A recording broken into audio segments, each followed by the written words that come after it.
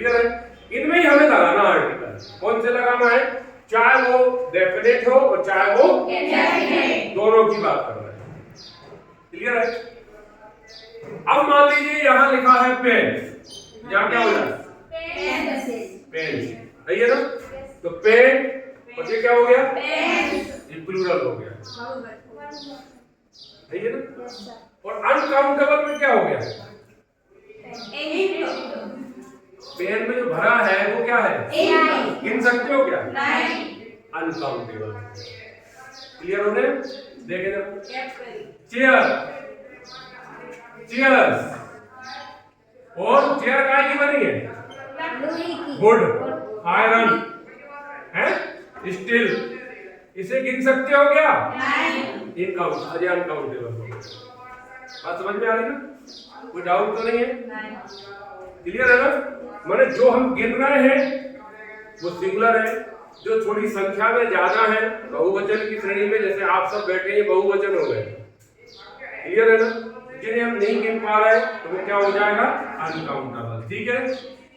और साथ में जो चेयर बनी है, जो बेंच बनी है, जो टेबल बनी है, वो या तो आयरन से है या लकड़ी से है या स्टील की है या प्लास्टिक की भी तो हो सकती है। बेबी प्लास्टिक है, नहीं हो सकती प्लास्टिक। ये अनकाउंटेबल है, गिन सकते हो क्या? नहीं। इसमें कितना क्या गिन के बताएं हम? नहीं। बाल हमारे अनकाउंटेबल है, गिन सकते हैं क्या? नहीं। ये अनकाउंटेबल श्रेणी में आ जाता है। तो ये ध्यान रखना है कि ये काउंटेबल और अनकाउंटेबल है, और साथ में अनकाउंटेबल कौन सी चीज है, कौन सी श्रेणी में आ रही है, उसकी वस्तु में कौन सी उपयोग हो रही है। अगर ये हमें समझ में आ गई तो हमारा आर्टिकल कभी गलत नहीं होने वाला है। बात समझ में आ रही है? एप्पल,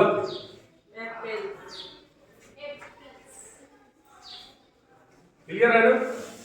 ठीक, ऐसे हमें निकालना, इनमें हमें आर्टिकल लगाना है। क्लियर है? ध्यान से समझना, बहुत सरल प्रक्रिया है। अब सबसे पहले ए और एन की बात कर रहा हूं। ए और एन का प्रयोग इसमें नहीं होगा और इसमें भी नहीं होगा। इनडेफिनेट आर्टिकल का प्रयोग इसके साथ नहीं होगा, इसके साथ नहीं होगा, सिर्फ किसके साथ होगा? सिंगुलर के साथ, सिंगुलर के साथ होगा। क्लियर हो गया? एक वचन के साथ ही हमें ए और एन लगाना है, इसमें कोई डाउट? तो हमारी दो चीजें क्लियर हो गई। हमें सिर्फ अगर ए और एन की बात करेंगे तो हमें तब लगाना है जब कोई वस्तु एक अकेली होगी, इसके अलावा नहीं लगाना। अगर आपको लग रहा है उस सेंटेंस में जिसमें आर्टिकल लगाना है वो प्लूरल की श्रेणी में है, बहुवचन है, तो ये आप तुरंत समझ जाओ कि इसमें ए और एन नहीं लगेगा। चांसेस किसके हैं? दा के। किसके चांसेस हैं? किसके? ज्यादा चांस दा के हैं। ठीक है ना? अब ए और एन में भी दो कंडीशन है। ए और एन कब लगाएं? क्योंकि ये दो है ना, अर्थ तो दोनों का एक है, लेकिन ए और एन लगाएं कब हम? तो इसका बहुत सरल तरीका, एन का प्रयोग हमें जो साउंड है वो छोटा आ से आहा, ये अगर आते हैं, छोटा आ से क्या आता और आहा, इनके बीच में अगर किसी भी वर्ड का साउंड है, साउंड का पहला लेटर पकड़ना है, साउंड का पहला लेटर यदि साउंड में आ से आहा दे रहा है, ऐसी स्थिति में हमें एन का प्रयोग करना है, एक वचन संज्ञा के साथ, एक वचन संज्ञा के साथ। ध्यान रखना, जैसे ये क्या लिखा है? एक आ से आहा के बीच में अगर कोई लेटर आता है तो क्या लगाना है?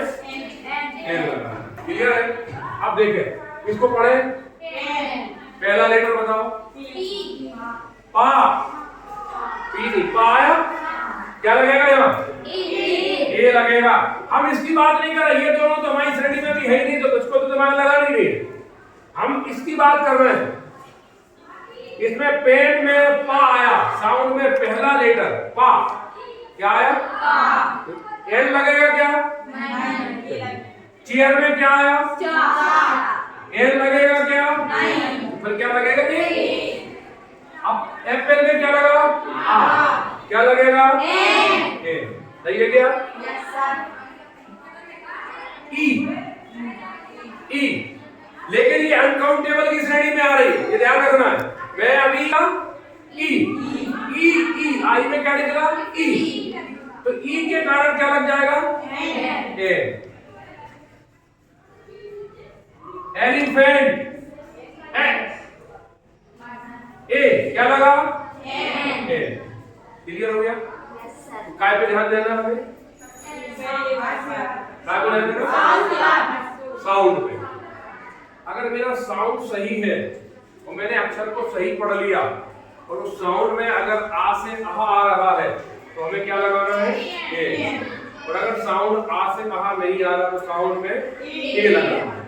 सिंगुलर के साथ। किसके साथ? सिंगुलर के साथ हमें सिर्फ और सिर्फ एन ही लगाना है। समझ ध्यान रखना है। अब दूसरा देखें, ये क्या लिखा है? यूनिक। क्या लिखा है? यूनिक। शुरुआत काय से हो रही है? या।